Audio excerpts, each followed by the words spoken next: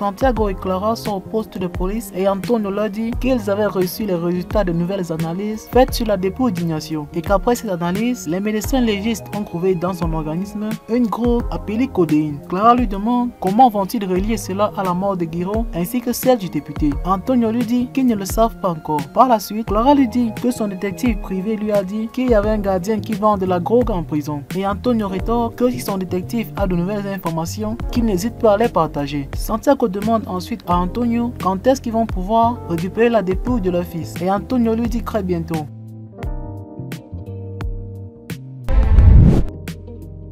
Plus tard, après quelques rencontres du poste de police, Santiago est dans le bureau avec Miguel et tous les deux parlent de ce qui est arrivé à Isabelle. Santiago dit à Miguel que le fait que sa fille ait perdu son bébé est la meilleure chose qui lui soit arrivée. Miguel lui dit qu'il ne comprend pas comment il peut dire de telles choses. Santiago lui dit qu'il va profiter de ça pour séparer Gabriel de sa fille, car ce n'est qu'un profiteur. Miguel lui dit que ce n'est pas bien ce qu'il dit et Santiago dit qu'il doit penser à sa famille et que Gabriel ne fait pas partie de celle-ci.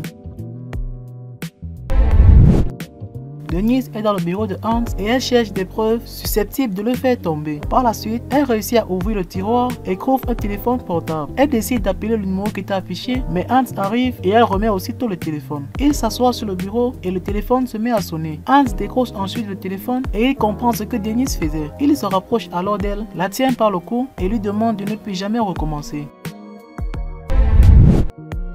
Santiago convoque Gabriel dans le bureau pour lui parler. Gabriel lui dit, à voir la tête qu'il fait, il ne va sûrement rien lui dire de bon. Santiago lui dit par la suite que pour ne pas prolonger la souffrance de sa fille, il aimerait qu'il parte de sa maison. Gabriel lui dit qu'il ne comprend pas ce qu'il a pu lui faire pour qu'il le traite avec tant de mépris. Après que Hans ait menacé Denise, elle s'est rendue au poste de police pour discuter avec Manuel. Manuel lui dit que la nuit dernière, elle avait accusé Hans d'avoir tué Ignacio et qu'il y avait beaucoup de témoins. Denise répond qu'elle ne pensait pas ce qu'elle disait, que c'est sorti sous un coup de tête car elle était ivre. Manuel lui montre ensuite la photo d'un jeune homme, lui demandant si elle le connaît. Denise lui dit que son visage lui dit quelque chose. Manuel lui dit alors qu'il s'appelle Eric Guevara et qu'il venait acheter de la scopolamine à la Negra. Denise lui dit que cette personne lui a sûrement menti. Le juge Osorio est au poste de police et le lieutenant Loreto lui présente son équipe. Elle leur dit ensuite que le juge Osorio est venu pour qu'il lui donne les détails sur la façon dont ils vont procéder pour mener l'enquête sur le cas d'Ignacio. Par la suite, le juge leur dit que le gouvernement s'intéresse à cette affaire pour deux raisons. La première raison est que la victime était le fils d'un grand avocat du pays. Et la seconde est que, dans la société, on aimerait réduire les risques de violence. Il leur dit par la suite qu'il aimerait avoir des résultats favorables. Gabriel vient voir Isabelle dans sa chambre et il lui demande de s'en aller de cette maison car il ne se sent pas à l'aise. Encore moins maintenant qu'elle a perdu leur bébé. Isabelle lui dit qu'elle a besoin du soutien de sa famille car elle n'y arrivera pas sans eux. Gabriel lui dit alors qu'il supposait déjà qu'elle allait lui donner une telle réponse, mais qu'elle ne s'inquiète pas car celui qui s'en va, c'est lui. Manuel est ensuite allé chercher le jeune homme de la photo et celui-ci dit à Denise qu'elle lui avait donné de la scopolamine. Denise, en colère, dit qu'il est en train de mentir et Manuel essaie de la calmer. Hans vient discuter avec son boss qui n'était ni plus ni moins Antonio et celui-ci était caché derrière la vitre. Il décide ensuite de se voir en face et Antonio demande à Hans de s'asseoir. Hans lui dit alors qu'il va s'occuper de tout car il a quelqu'un sur qui tout ceci peut retomber et dit que cette personne c'est Denise et qu'il pourra lui faire porter le chapeau pour le trafic de drogue ainsi que le trafic de jeunes filles. Antonio lui dit qu'il attend de voir comment il va résoudre tout ça et Hans lui demande de ne pas s'inquiéter. Antonio lui répond que cela dépendra s'il n'y a ni de complications ni de surprises.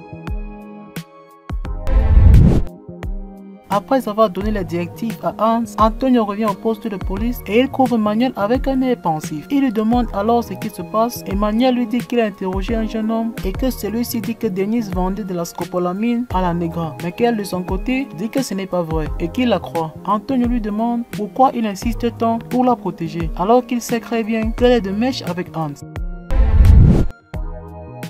L'homme de main de Hans a trouvé Fanny dans la rue et il lui dit qu'elle doit immédiatement quitter la ville car la police la recherche. Elle lui dit qu'elle ne peut pas partir car ici elle a toute sa famille et aussi qu'elle n'a pas assez d'argent. Il lui donne ensuite une liasse de billets et lui dit qu'elle doit aller prendre le premier bus pour s'en aller et que si elle refuse de partir, il sera obligé de la tuer. Elle monte alors dans la voiture pour qu'il l'accompagne. La police se rend sur Hans et perquisitionne son appartement. Il découvre ensuite quelque chose de compromettant dans la sacoche de Denise et décide de lui prendre son téléphone portable ainsi que son ordinateur. Et il l'amène ensuite au poste de police.